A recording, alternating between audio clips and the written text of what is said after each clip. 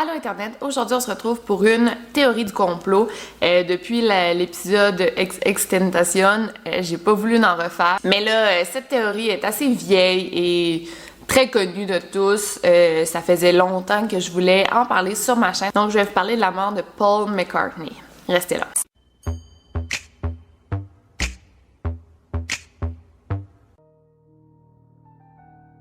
Donc cette théorie, c'est un peu comme la théorie d'Avril Lavigne. C'est un petit peu tiré par les cheveux, mais il y en a quand même beaucoup qui y croient. Donc je vais commencer par vous parler de qui étaient les Beatles. Les Beatles, c'est un groupe de musique formé par 4 jeunes Britanniques dans les années 1960.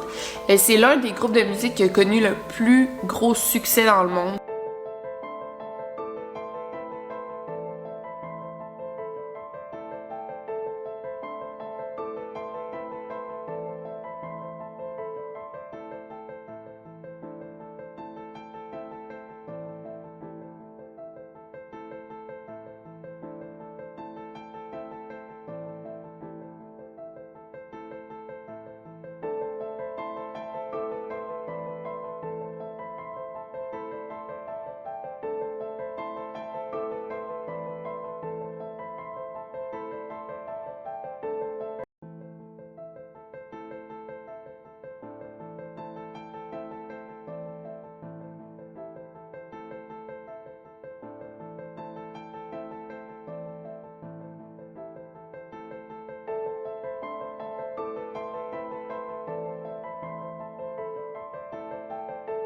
Je pense qu'on n'a jamais vraiment réussi à égaler le succès des Beatles. C'était incroyable. Donc le groupe était formé de Ringo Starr, Paul McCartney, John Lennon et George Harrison.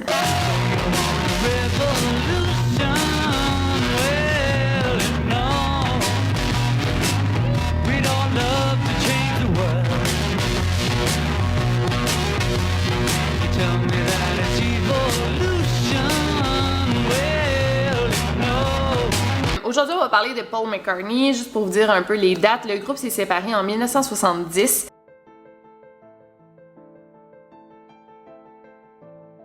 John Lennon est mort en 1980.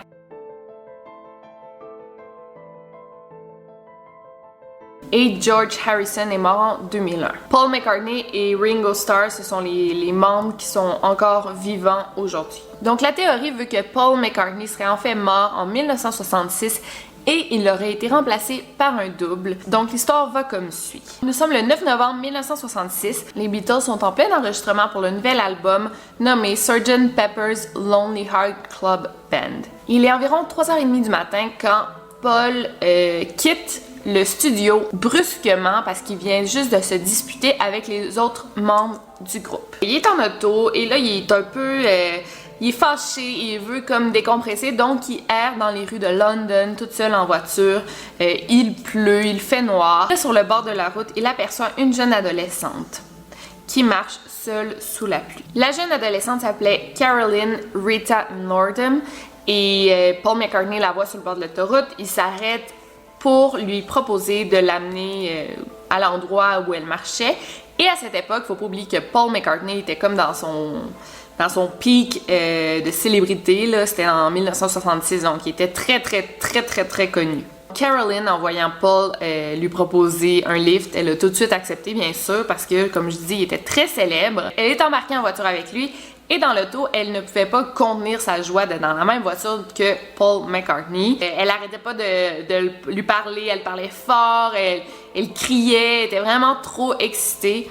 Et Paul était quand même distrait par sa passagère qui arrêtait pas de parler puis de le distraire finalement. Faut savoir aussi que Paul était sous l'influence du LSD. Les Beatles à cette époque prenaient beaucoup de drogue.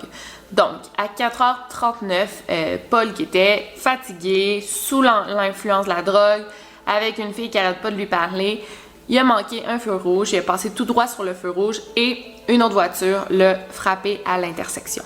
Le choc aurait été si fort que Paul a tout de suite frappé comme un poteau de téléphone. La tête de Caroline a frappé le pare-brise, ça l'aurait tué sur le coup. Et Paul a frappé sa tête contre le volant de la voiture. Il était très blessé, mais il est encore vivant. Il se serait brisé tous les doigts sur le dashboard, là. Je sais pas comment dire ça, en tout cas. Il se serait brisé tous les doigts et les genoux également. et la voiture s'est tout de suite incendiée. Le conducteur responsable de l'accident s'est tout de suite approché de l'auto pour voir s'il y avait encore des survivants. Il s'approche et en voyant que c'était Paul McCartney dans la voiture qui était extrêmement blessé, le conducteur a eu extrêmement peur des répercussions qu'il pouvait avoir si Paul McCartney mourait à cause de lui, donc il a décidé de quitter les lieux. À cause de ses nombreuses blessures, Paul n'aurait pas été capable de sortir de la voiture. Il appelait à l'aide, il criait « Sortez-moi d'ici, sortez-moi d'ici ». Il y avait des témoins autour qui l'ont entendu, mais ils ne pouvaient rien faire parce que la voiture était en feu. Une ambulance, un camion de pompiers et 2 policiers sont arrivés sur place à 4h47 du matin, mais il était trop tard malheureusement.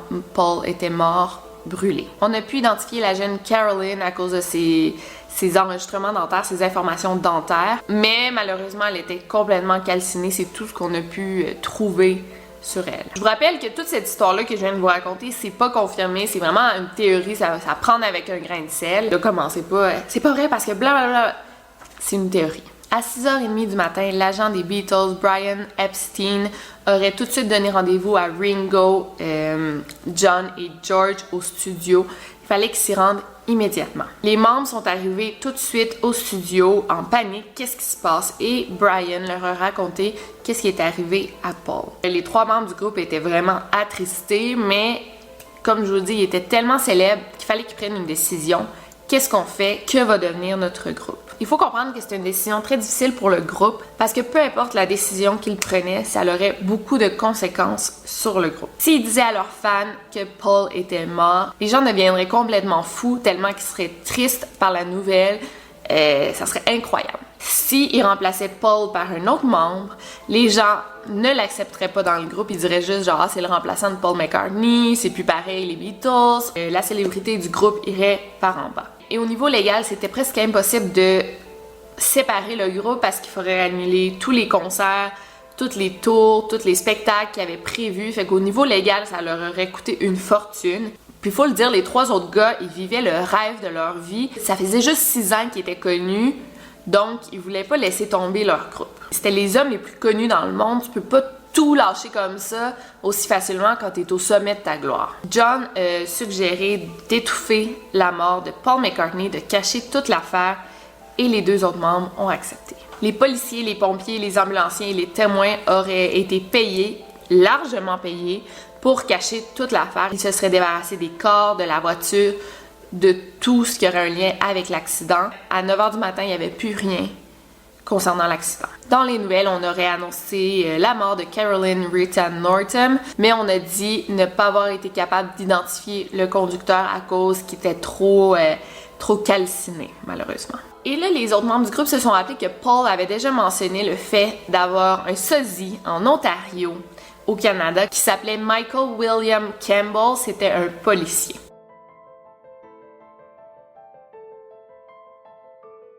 Donc, les Beatles auraient payé cet homme pour disparaître de son ancienne vie, carrément. Et même que cette année-là, on aurait annoncé aux nouvelles la disparition d'un policier nommé Michael William Campbell, qui était porté disparu, mais en fait, il remplaçait Paul. Bon, encore là, moi, j'ai de la difficulté à croire ça parce que j'ai cherché, il n'y a aucune archive de nouvelles de la disparition d'un homme du nom de Campbell, un ancien policier de l'Ontario.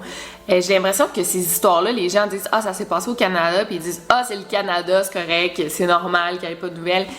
Mais on en aurait entendu parler. Fait que c'est ça qui me laisse comme « je suis pas sûre ». Mike aurait ensuite subi plusieurs chirurgies plastiques pour ressembler à Paul le plus possible. Et il aurait même suivi des cours de diction, de langage, pour avoir l'accent de Liverpool le plus possible. Le policier jouait un petit peu de guitare, il était droitier, contrairement à Paul qui était gaucher, donc sur scène, il jouait de la main gauche. Et ben c'est ça, il a juste appris à être Paul McCartney, puis que pour qu'il n'y ait aucune différence entre les deux. Et cette théorie est rapidement devenue une rumeur depuis 1969. Les fans des Beatles essaient de prouver que cette rumeur, cette théorie est vraie. Il y en a beaucoup, comme je vous dis, qui y croient dur comme fer.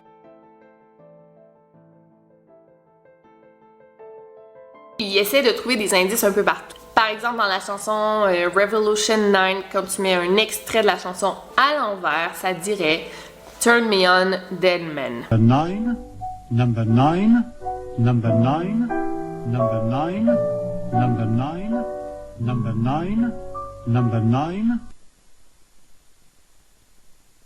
Neanderman, Neanderman, Neanderman, Neanderman, Neanderman, Neanderman, Neanderman. Il paraît que si tu écoutes la chanson I'm So Tired et Blackbird à l'envers, on entendrait John Lennon qui dit Paul is dead, man, miss him, miss him.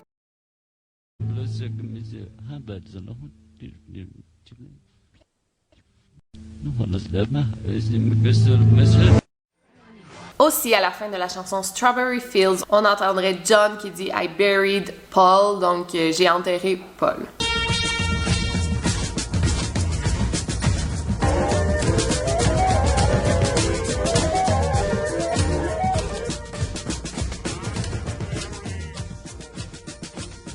Paul, lui, a toujours ri de cette théorie parce que depuis, comme je vous dis, depuis les années 70, on lui en parle tout le temps. Puis il a même déjà dit, si j'étais mort, je serais sûrement le dernier à le savoir. Donc lui, il croit pas, évidemment qu'il croit pas à ça, il tourne ça comme à la dérision. Même Paul, il aurait dit que c'est la rumeur la plus stupide qu'il a entendue de sa vie. Donc, hein? C'est sûr que, comme je vous dis, c'est à prendre avec un grain de sel. Et aussi, ce qui est bizarre, c'est que dans la théorie, par exemple, le nom du double qui est Michael William Campbell, dans une autre théorie, il s'appellerait Billy. Fait que, tu sais, juste là, tu vois que, bon, il n'y a pas vraiment de crédit à donner à ça. Bon, il y en a aussi des fans qui ont trouvé des indices comme ça dans les chansons. Par exemple, sur la pochette de l'album, Sgt. Pepper's Lonely Heart Club Band. En tout cas, j'ai toujours de la misère à dire ce nom-là. On dirait une funéraille, carrément, sur la pochette de l'album.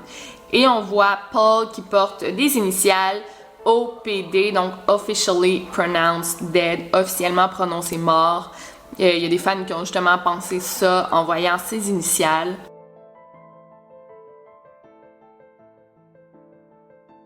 Et en fait, ce qui est vraiment étrange, par exemple, c'est que la patch OPD, c'est une patch qui vient de la police de l'Ontario, la police où travaillait Mike Campbell. C'est Ontario Police Department. Fait que ça, c'est quand même bizarre, là, quand tu fais le lien avec la théorie. Ensuite, sur le dos de l'album, les doigts de George pointeraient mercredi matin à 5h. C'est l'heure où Paul aurait été officiellement prononcé mort.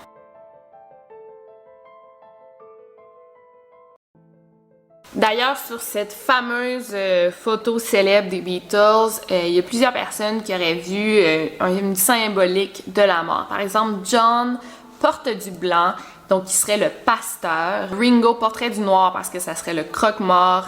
Et George porterait un jeans bleu parce que ça serait lui qui aurait creusé la tombe. Paul, dans l'image, porte du noir parce que c'est ce que les gens morts portent dans leurs funérailles. Et aussi, on remarque que Paul marche différemment des autres membres du groupe. Et aussi, il est nu-pied, ce qui est supposément un symbole de deuil. Dans le fond de l'image, on voit une Volkswagen avec des plaques qui dit 28 if. Là, il y en a qui disent parce que Paul aurait 28 ans if, donc s'il n'était pas mort.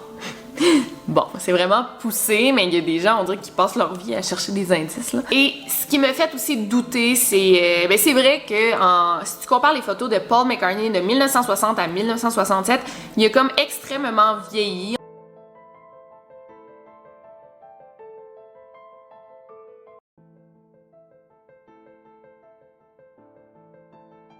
On dirait pas que c'est la même personne. C'est sûr qu'en 7 ans, moi, je vieillis. Là, si tu regardes une photo de moi maintenant, puis 7 ans plus tard, c'est sûr que je vais être différente. Et Paul McCartney, surtout avec la drogue, le stress, c'est sûr qu'il va y avoir plus de rides, plus de cernes. C'est quelque chose de normal. Justement, qu'est-ce qui est bizarre, c'est regarder bien les oreilles. Il paraît que quand tu regardes les oreilles d'une personne, elles sont pas supposées changer. Toute la forme à l'intérieur de l'oreille, ça change pas, ça. Malgré les années, c'est impossible de se faire une chirurgie. Fait que c'est l'oreille qui détermine vraiment si la personne est bien elle ou non. Donc, regardez, les oreilles sont assez différentes.